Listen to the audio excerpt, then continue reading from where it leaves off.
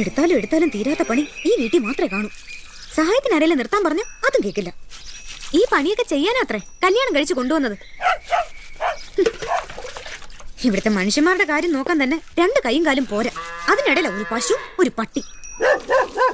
ഓ, വെട്ടി വിഴുങ്ങാനൊന്നും തന്നിട്ടില്ലെന്നറിയാം. കിടന്ന് കുരയ്ക്കണ്ട.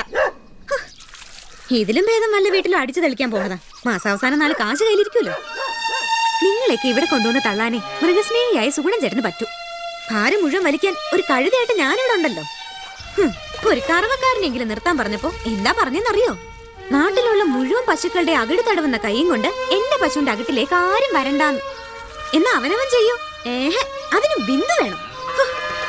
പാക്കറ്റ് പോലെ മേടിച്ചാൽ മതിയെന്ന് 1000 തവണ പറഞ്ഞതാ.